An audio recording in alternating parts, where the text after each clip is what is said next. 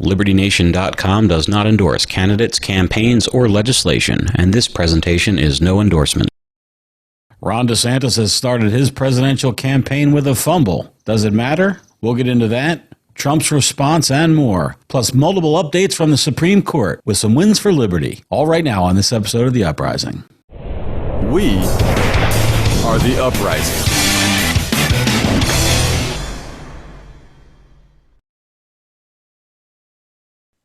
Welcome back to The Uprising, a podcast of LibertyNation.com. I'm your host, Scott Cosenza. Joining me today is LibertyNation.com senior political analyst, Mr. Timothy Elting-Donner. Tim, welcome back to the podcast.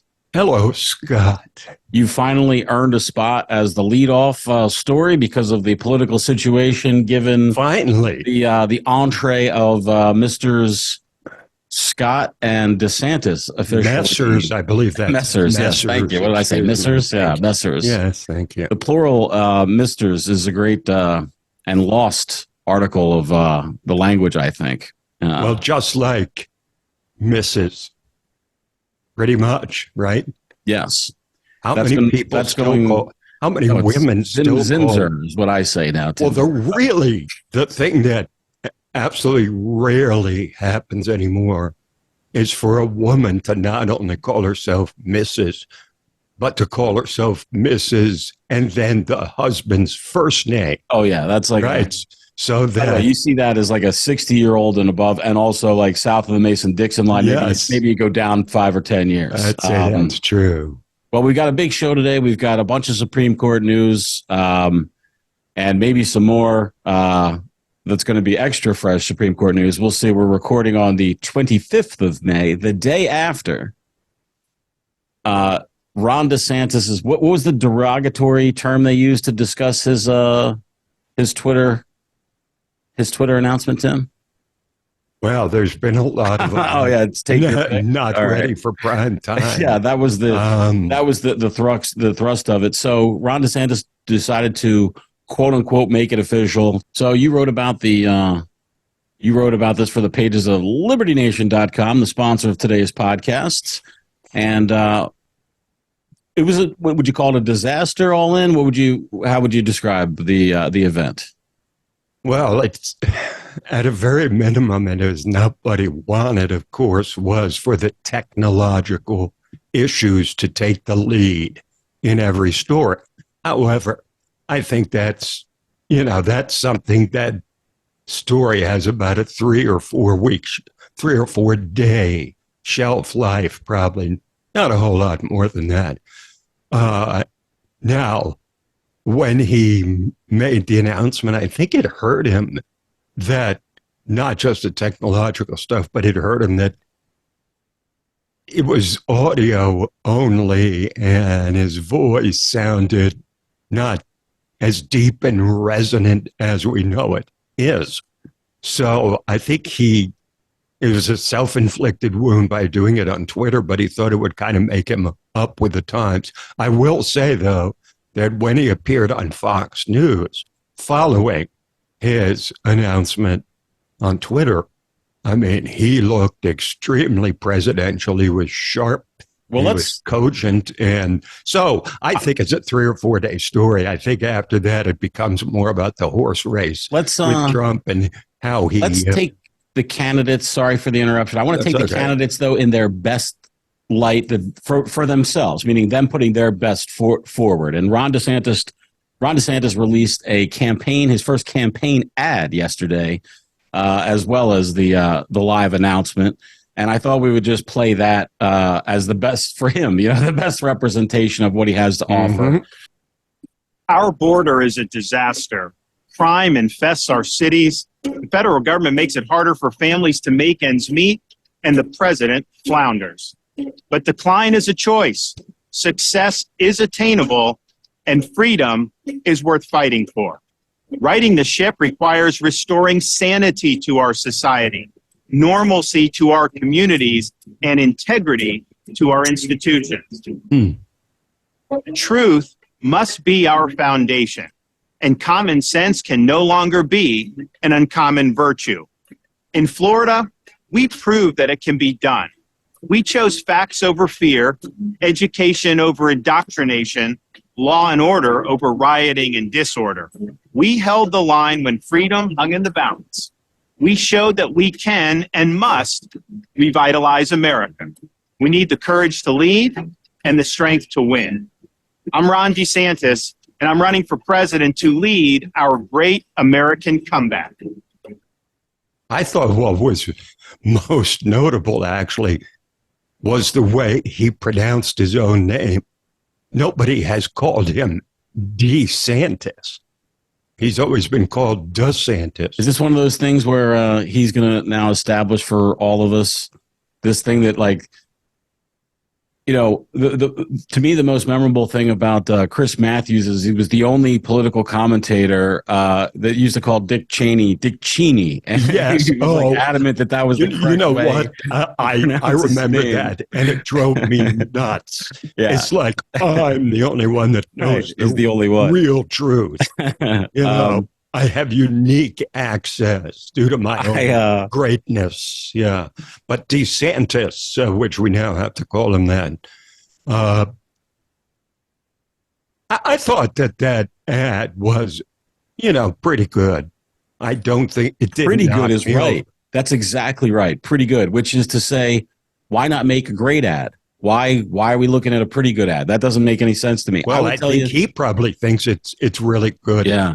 Personally, I don't think it doesn't move the needle. The production values were not, it didn't Very have that, simple, like, you know, you want it to look like Steven Spielberg or Aaron Sorkin or, like, you know, The West Wing. Like, give me some, I don't know. Like, I thought, first of all, he seemed a little rushed in his speech. Like, it just seemed a little bit urgent. And I would like to see, you know, if I'm like doing my media critique as a campaign advisor, it would be slow it down a little bit. And the other thing, too, that jumped off the page at me, and that seemed like an ill-fitting jacket. It's been reported that DeSantis has done a good job watching the carbs lately to get in a fighting weight for the campaign and look his best. And he has lost some weight. And he's wearing his old jacket that hasn't been recut for the new, more svelte Ron DeSantis. It looks like a sack on him. Well, I'll tell you what, you talk about look, though. If you saw him on Fox News last night, he looked 100% presidential. The suit, dark blue suit, the light blue tie, the way he presented himself was very presidential. Well, so I think it depends on, look, he's also 44 years old. You know, he's not a finished product yet. Yeah. You know, I don't think anybody is till they really get into their 50s. So I think there's a lot of room for growth there. I think he clearly... Boy, 44 is young. He doesn't come across as that young to me. And for his, you know, boy, if you didn't tell me anything else about a person, you just told me all I knew about them was that they were a 44-year-old, would I vote for them for president? I would say no. 50's coming around the bend for me in a couple months here, just to put it on the table. So, but I just think that seems awfully young for somebody to have wisdom, which I think is the best thing for somebody who is president of the United States. Well, generally speaking, you're right. And so we can take a look at the presidents who took office at around that age.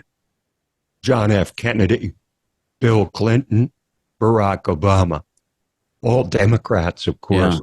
Yeah. So you can judge over the course of those three presidencies. I think with John F. Kennedy, for example, he was taken down the primrose path by the CIA in the Bay of Pigs fiasco, and he vowed never to let it happen again. Now, if it was a more experienced president, say Lyndon Baines Johnson, who was making that decision, perhaps it would have come out differently because he wouldn't have been so easy to convince that they had a plan that would work. You know, Bill Clinton came out of the gate slowly. Remember, the first thing that came out of his administration was gays in the military, which is the last thing he wanted to be front center. Bill Clinton's presidency was a success because of the early train wreck that it was that brought the Republican Congress. Bill Clinton's presidency is why the Republicans were able to seize control of Congress for the first time in how many years? Two generations? The House, it had been almost 50 years. Almost 50 years. And they corrected his wild leftism, and that, compared with the tech boom, made him, before Barack Hussein Obama, if you listen to the big box media, our sort of most successful president. But let's turn our tail back to the primary race that's going to confront Republican voters, Tim, and look at another ad that dropped yesterday. This one from immediate past President Donald Trump. Okay. Have you seen this, by the way? I hope not. I hope I'm the one to break it to you. I've seen so many of these commercials, I can't keep this one track starts, of them. I love the way it just even starts. To me, it's just vintage Trump. So, all right, let's take a look at this. The Washington established politicians like to talk about how they can be just like Donald Trump. By the way, I'm pausing right there. What a great visual. Donald Trump starts his ad about establishment politicians, and it's images of Ron DeSantis culminating in this clip of him sitting next to Joe Biden, like two peas in a pod. You know what I mean? Yeah. Yeah, that's so good because, it makes people think, well, DeSantis, I thought he was this rebel in Florida. I didn't know that he had repackaged himself. It's so good. The truth, there's only one Donald Trump. Only one who gave us the largest tax cuts in history, who gave vets the health care they deserve, and stood up to China and protected your job. Only one who kept us out of endless wars while destroying our terrorist enemies. Only one who fundamentally changed the Supreme Court, was called the most pro-life president in history, and relentlessly protected our Second Amendment rights and our borders. Why would we ever settle for Trump imposter? The DeSantis is building a fake block wall with his kids. Yeah. Well, they're right. Not bigger than Legos, but right. So he's so. And here's the culmination: the fake Ron DeSantis. Make America great again. When there's only one, starting day one, who can make America great again. I'm Donald J. Trump, and I approve this message. So, okay, now that's a fantastic ad. Well, here's the thing that just highlights everything that he should be highlighting. And it's a product, Scott, of the fact that he's got really seasoned, polished professionals running his campaign this time. It isn't this disorganized, fly by the seat of your pants kind of thing from 16 and 20. This time he is better organized and better advised. And that ad, that just sort of puts it all. That's a one-stop shop for why Trump, according to him, is so much a better choice than DeSantis. And here's the thing, Scott, this is great.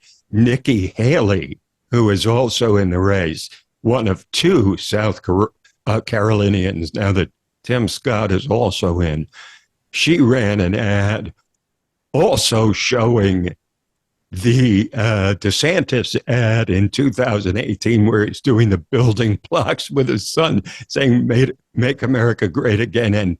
And Haley ends her brief commercial with a slogan first used, I believe, by Barry Goldwater back in 1964. A choice, not an echo. That's what, so she's trying to. Did she say anything else that Barry Goldwater said? Because I might actually have to look into her candidacy and see if I want to put a Nikki Haley sign in my front yard. Yes, no, I don't believe she did. But, so. One of the things I have in common with Hillary Clinton is our support for Barry Goldwater. He's getting, so DeSantis is getting squeezed from both sides. Trump on one side and Haley on the others, particularly Haley on the other side. And so you say to yourself, well, wait a minute, DeSantis is 35 points down in the polls. behind Trump, why bother to try and take him down when he's already way behind? And the answer is that DeSantis is extremely well funded. He has attracted several major donors away from Trump and towards him. He's extremely well organized. He's a proven vote getter. And now he's actually in the race. So I think the big question now, Scott, is we know he can deliver a punch. He's done that repeatedly in his culture warrior persona. The question is, can he take a punch? Because with Trump in his face, that becomes a question. Nobody else has been able to take a punch from Donald Trump, and he's going to have to prove he can in order to come from way behind and win this primary. Donald Trump's ad seems to me like he has inappropriately used all these images of him from his presidency. Like, you're not supposed to use in your campaign ad footage that only the president could get, right? Like with the jets and in the Oval Office and all that stuff. Like, this is a new or did Obama already break that taboo? It seems like it shouldn't be done. No, doesn't register at all. Which I'm not sure. Well, Trump's got all these images that are, from him as president. I thought that was sort of like proprietary footage. No, not proprietary, but just like, you don't use the office directly to campaign for the office. Oh, I'm sure that they've scrubbed that to make sure there's no, it's Hatch Act violation. That's so funny. I wasn't even. No, I didn't mean Hatch Act. I didn't mean it was a law. I meant a norm. Sorry, I was channeling Corinne Jean-Pierre. Yeah, I know. Well, yeah, we'll see if DeSantis can take a punch. Also, if he's going to throw any against Donald Trump directly. Well, that's the thing, because that's the one word that he did not utter throughout the evening. And by the way, they didn't even ask him directly about it on Fox, which was surprising to me because, of course, the big question is, well, what are you going to do the next time that Donald Trump calls you an establishment hack, neoconservative, and extreme right-winger compared to him, or calls you sanctimonious, et cetera, et cetera. How are you going to respond to that? They didn't ask him. Who was the interviewer? Trey Gowdy. He conducted a good interview, but he would not ask him about Trump. And it's like this enormous elephant in the room that nobody was talking about. And he looked like he's going to have to talk about it at some point. DeSantis is going to have to use the word Trump. Did Gowdy have that like disheveled appearance, like he was roused from a park bench and summoned onto the TV, or did he look more put together? Who are you talking about, Trey Gowdy? Yeah, I am. I am talking about Trey Gowdy. He's always a little bit on the edge of presentability, shall we say. It's strange. He's a rustic gentleman. Seems like. He's very interesting, but he's a strange guy. Yeah.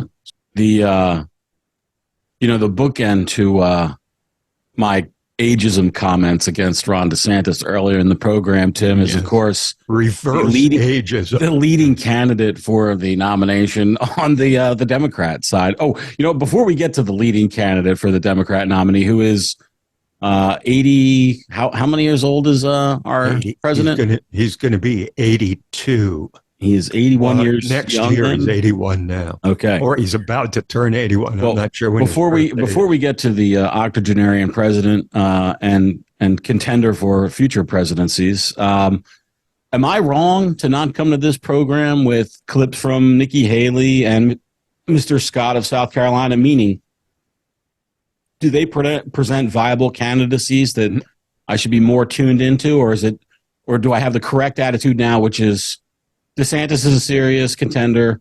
The rest of them, maybe one will shake out, but I'll wait and see before I really try to, burn calories focusing in on all these different small Okay, potatoes. so here's what I would say. Nikki Haley is sort of a bridge between the base and the Washington establishment. She was governor of South Carolina, but she also was UN ambassador in the Trump administration. She knows the ways of Washington. However, there's really not much of a lane for Nikki Haley because, except, for disgruntled, never Trump Republicans who've remained in the party despite Trump and are trying to, move on from him, I suppose she can pick off a few votes, but it doesn't help. You're saying Liz Cheney's vote is up for grabs? Yes, that's precisely, I would say. Even though Haley doesn't present, of course, as anti-Trump, but she presents a sort of different, it's a different presentation of many of the same principles. But her biggest problem may be the fact that she's being overshadowed by someone from her own state. The first black man, the highest ranking black man ever to run for the GOP presidential nomination, and Tim Scott. Now, Scott, I'm getting confused here because I'm talking not me, to Scott. Scott. And right, Mr. so Scott. Tim Scott presents an interesting question, and that is whether a candidate can win in these days of a balkanized nation with a totally positive, upbeat message. Okay, he is appealing to Christian conservatives, people of faith. Well, I read the treatment of Mr. Scott's candidacy on the pages of LibertyNation.com, the sponsor of today's podcast, treatment by LibertyNation.com's editor-in-chief, Lisa K. Donner, where she focused on his religiosity and its animating, how it animates his candidacy. So, so the question is whether that kind of a message, upbeat, positive, from a good-natured soul like Tim Scott. No, good-natured souls don't fare well in this blood sport. Well, that's the conventional wisdom, which leads to my third point, which is that most people feel that both Haley and Scott are running for vice president because there's a school of thought. Look, there's three schools of thought when it comes to the ticket.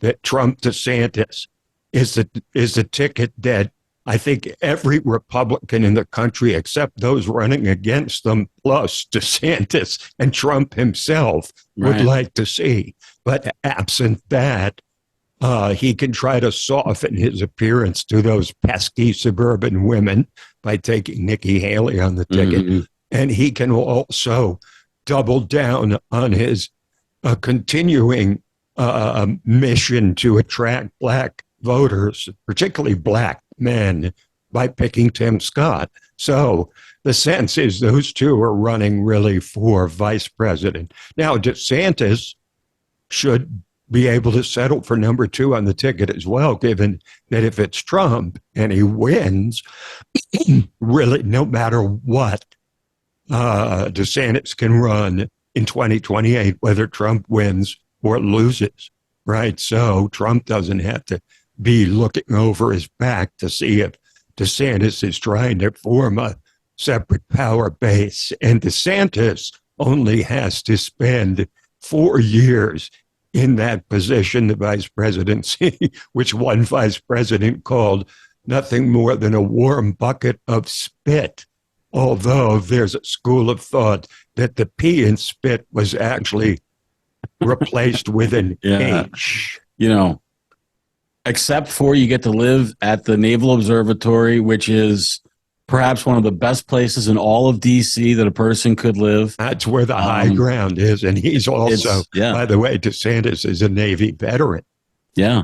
And the other thing is you get to, with the exception of the president, you get to fly, without delay, when you go to visit some foreign, coronation, for instance, you get to fly right in the absolutely in your own plane. Just like Joe Biden proved and could bring his family along on the trip, right? that's a drive-by kind of attack. We don't like that sort of thing here on the Uprising, Tim. Instead, let's listen to what Joe Biden Who is had this to say. we, Kemosabe? Let's listen to what Joe Biden had to say last week. Now, meanwhile, I want you to put this in context.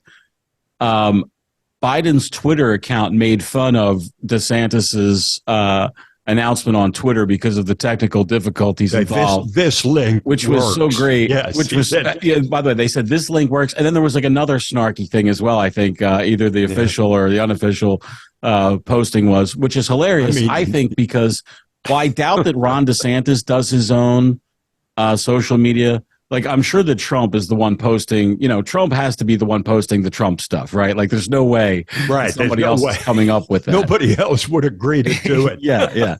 And it's just so funny because the idea that, like, some 26-year-old who's being snarky on behalf of Joe Biden demonstrates Biden's vibrancy is, to me, that's the preposterous thing. But this is what Biden said last week in Japan, where he was for one of these economic meetings. Major, U.S. Army, lost in Iraq. This Ron Star, like you all about country. Thank you. So it's Joe Biden saying in front of a bunch of American troops in Japan, and he says, you're like my son, who was a major in the army, and we lost him in Iraq, is what he says. Like a combat death in the Iraq war is the idea. That's what any person who was listening would think he was talking about. Now, I don't begrudge an 80-year-old doddering, man who has some problems with his memory and function. I have nothing but sympathy for that. But what I just reject, and every fiber of my being just wants to explode, Tim, is like the Washington Post, I think it was, or some other big box media started these Trump fact checks to hammer Donald Trump on what were everyday exaggerations, not some huge, if you're talking about a trillion fact check, which is really opinion check. Right. But it would be like Donald Trump would say, like, oh, we spent $100 million on that. And it would be like, fact check false. It was $97 million. And you think like, well, that's not really false. It's like, it's not technically accurate, but also it's not false in the sense that it conveys a lie. Well, this is something that Bill Clinton perfected. Where I'd say Bill Clinton had sex in the White House with Monica Lewinsky on the evening of Friday, August 24th. And he'll say, that story's not true. Right. Because it was in the afternoon of the 24th. Therefore, that report is not true. Yeah. Well, it's the opposite, though, with Trump. With Trump, and I just can't stand the hypocrisy of, like, why isn't Biden confronted? And of course, it seems to me the reason why he's not confronted by the White House press corps with, why did you say, this guy died in Iraq like he was a combat vet? It's because they don't want to confront this man with his, and I don't want to use the word dementia if that's not the right word. Is it is senior moment? Like what, medically, whatever. I don't know what it is, but it's certainly not I think sharp as attack thinking. Look, I think the fair way to put it is cognitive decline. Yeah. Cognitive decline is a fair way to do it because, it can't, there can't be any equivocation about the fact that this guy is entirely different than he was 8 or 10 years ago. And he's not better off cognitively than he was. That's the most objective way probably to term it. I made a list from the DeSantis ad and the Trump ad. And each one of them sort of the issues that they presented in order for I'm just trying to pick out, Tim, what they see as the primary issues in the campaign are, forgetting what we think they might be, right? So if they're addressing them, you presume they're addressing them in the order that they see them. And for Trump, it's tax cuts, veteran health care, China, staying out of war, crushing terrorism, changing the Supreme Court, being good on guns, and then borders. DeSantis says borders first, then crime, then federal government regulations, then restoring sanity, normalcy, and integrity. And then a truth-based campaign with common sense, anti-mask and anti-lockdown messaging as well. from him at the end there on like what he did. So all in, I think those are, pretty good ideals for sort of limited government appeals. And that's the current state of play in the Republican Party. Trump has changed the party. I mean, there's no debating the fact that this party is very different now than it was in 2015, when it was your father's Republican Party with the likes of Mitt Romney and John McCain carrying sway, right? So the agenda is pretty much all Trumpist, and he can claim that mantle. He can claim to be the author, of this ideology, this more populist style conservative ideology that's overtaken the Republican Party. And I think you're going to see every one of the candidates in this race rushing to say that they are Trumpism without Trump, but they have to find a way to do it without directly insulting Trump. So it's a heavy lift for any of these guys or woman because, I mean, paradoxically, Scott, Trump has been strengthened with each legal entanglement that the left tries to set him up. We didn't even talk about it. They set his. I did write about this story on the pages of LibertyNation.com. Tim, they set his trial date for just after. Was it a week after the Super Tuesday primaries? Yes. How do you? Is that Boy, I don't know why I'm floundering here. How bad is that for him schedule-wise, I guess, as somebody who looks at the political calendar a lot more closely than I do? I don't know. I think, you're in a better position to judge this, but it sure seems to me that the charges that he's been brought up on are so flimsy that they actually serve little more than to make Trump's point that he's been targeted by the establishment, by the swamp, which, by the way, includes Ron DeSantis, right? He has to always add that in. I'm thinking back to that shot of DeSantis Trump sitting next to DeSantis sitting next to Biden, right? Like two peas in a pod. No difference. The team, the Biden DeSantis team there.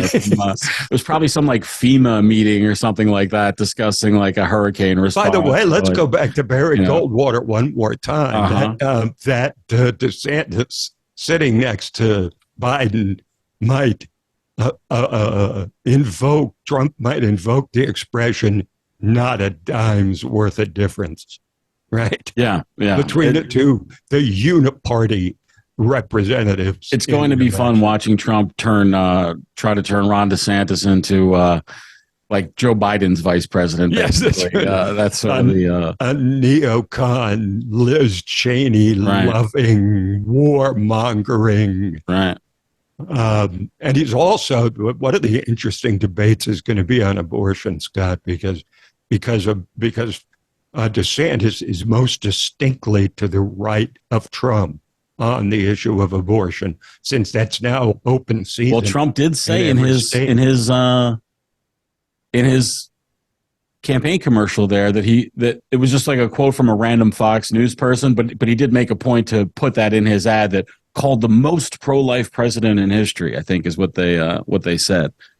Which means he gets a pretty long leash on the issue of how many weeks is appropriate for at which point abortion should be banned. What's the difference between them on that issue? Do you know? Well, I think Trump is good at 15 weeks, and DeSantis, in Florida, it's now 6 weeks. So that's effectively banning abortion altogether, since a great majority of women, as I understand, don't even realize they're pregnant till past 6 weeks. And Trump thinks that's extreme and that's going to cost Republicans a lot of votes. And he may be right on the political side, but on the other side, pro-lifers are a significant part of the Republican base. And I think DeSantis realizes that, and he's going to try to appeal to them. along with, Tim Scott.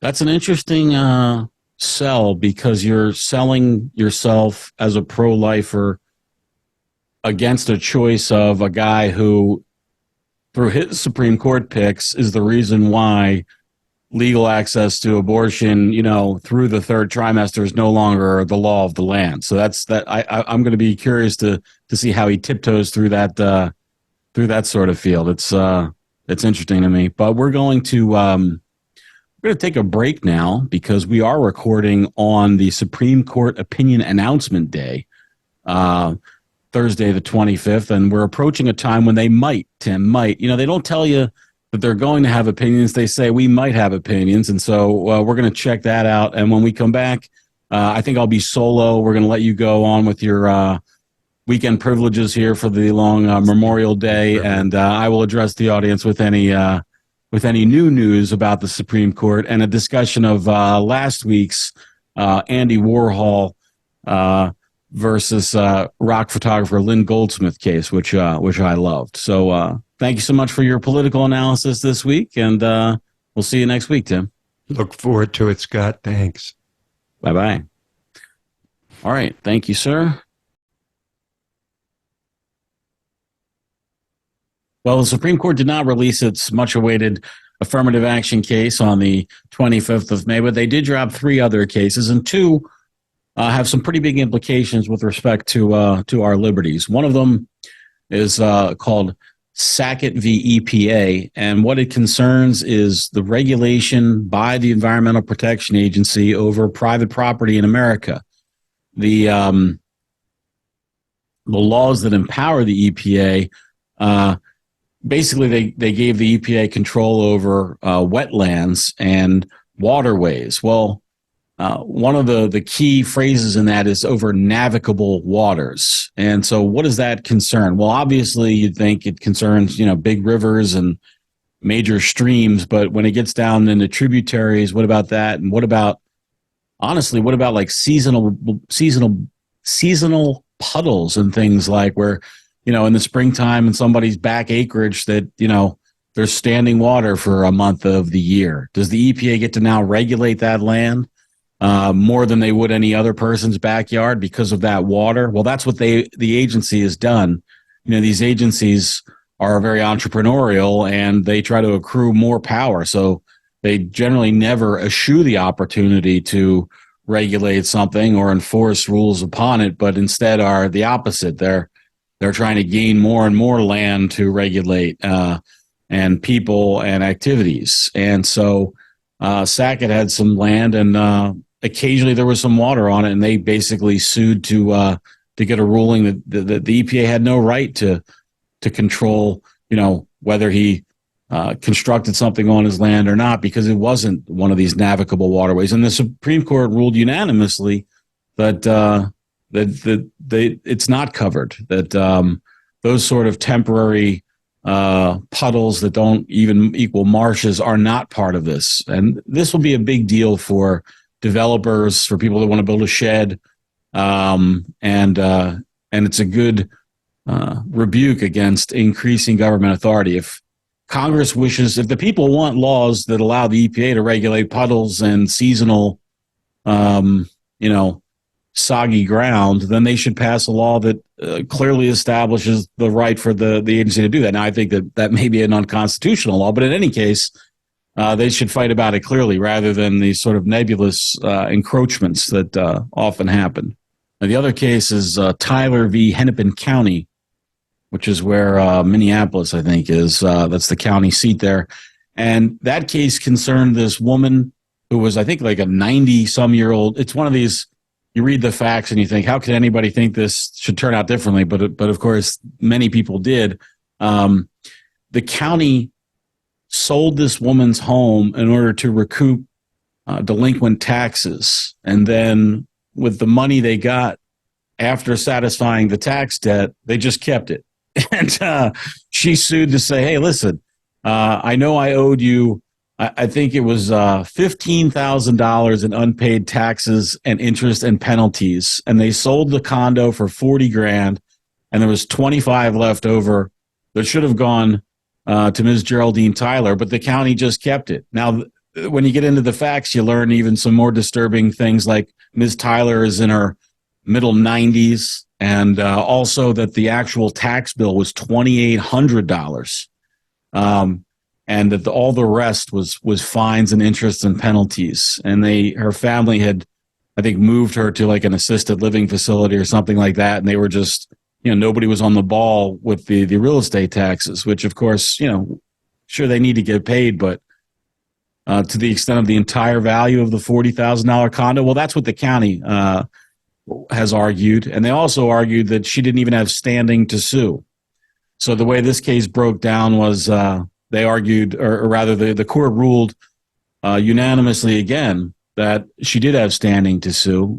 Justice Gorsuch wrote a concurring opinion joined by Justice Jackson, and they argued that even though the main court opinion didn't address an Eighth Amendment excessive fines clause, they argued that basically the lower court misread the excessive fines precedents from the court, and that because they were punitive in nature, they should be considered in this case. So I think it's a pretty big win for liberty from the court this week. We've got and the decisions were unanimous in their rulings.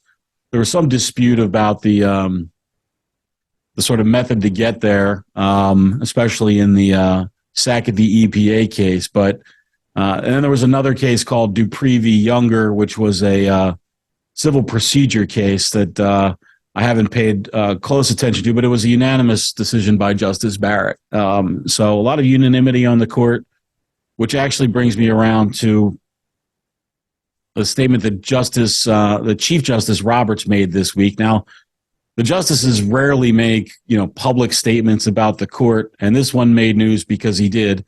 He was accepting an award, and it was the American Law Institute who presented it to him. And I bring it to you just because I thought it was interesting the way he talked about relations within the court as present day, and also a statement which made news about the quest for keeping the court honest with respect to ethical standards. So here's Justice Roberts. But if he were alive today, the contrast between his efforts and which leads me to one area where I part ways with the man that I am so proud to call a mentor. Judge Friendly was, I think, a pessimist at heart. He was, I know, very proud of his work. You could see it in his face when he was satisfied with the product. But if he were alive today, the contrast between his efforts and things going on outside his chamber would be deeply disappointing to him and would feed certainly any depression. There's much in the legal arena that he would find abhorrent. Judge heckled and shouted down at a law school, protesters outside the homes of justices to the extent that martial protection is needed 24/7.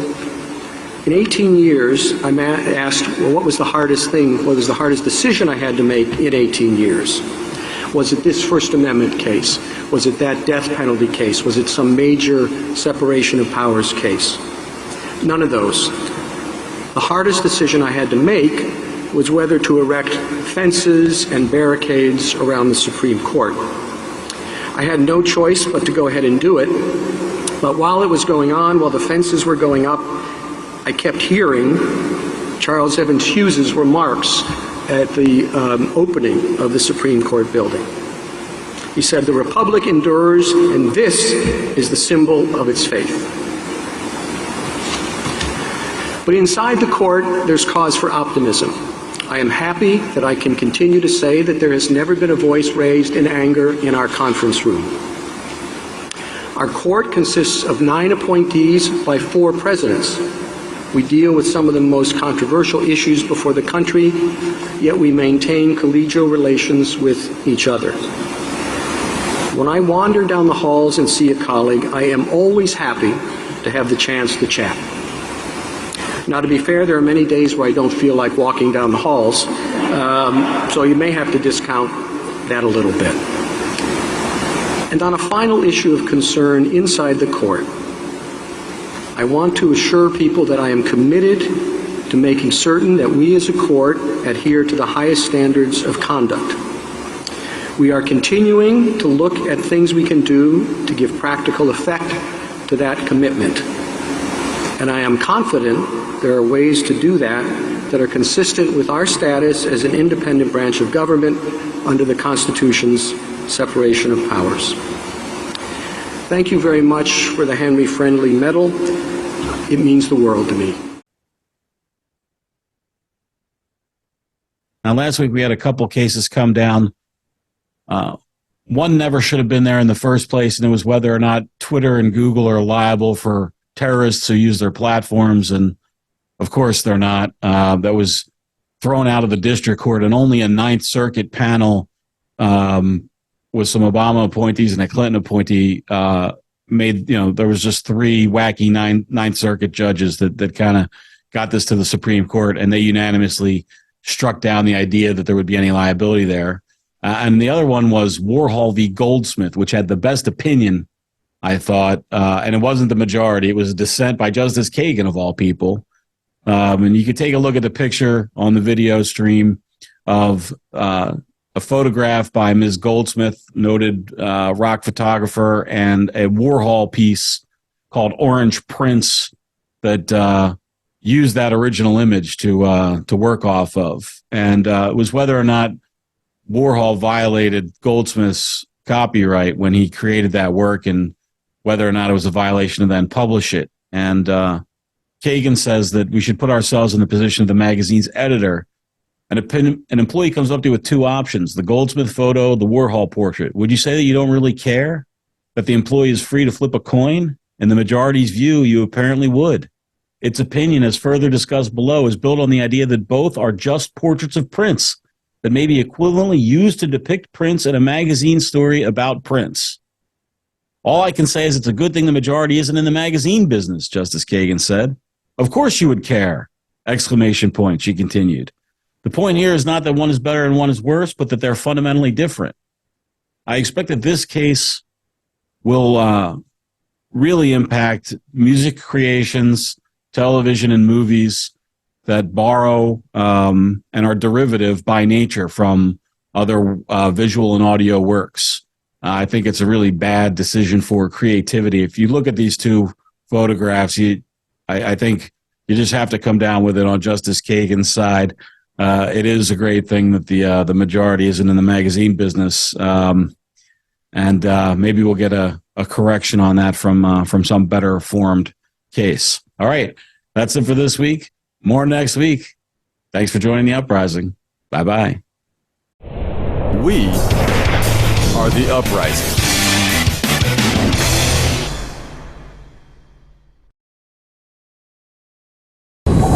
Entertaining, informative, and just plain fun. Watch Liberty Nation's The Conservative 5. Produced by conservatives for conservatives. C5's The Left Free Zone. Hosted by Liberty Nation's Lisa K. Donner. Joined by a raucous, irreverent panel of authors. Deconstructing leftist narratives. Debating the hot topics. And remembering to laugh. Join the official conservative safe space. You only did that to piss Jeff off. Liberty Nation's The Conservative 5. That's it for this edition of The Uprising. Remember to hit Liberty Nation News for original articles, LN Radio, and our signature television program, The Conservative 5. Just go to libertynation.com on your browser or hit Rumble, YouTube, or check out our Liberty Nation News Roku channel. I'm Scott Cosenza. Thanks for joining The Uprising. This program is a production of libertynation.com, where truth is making a comeback.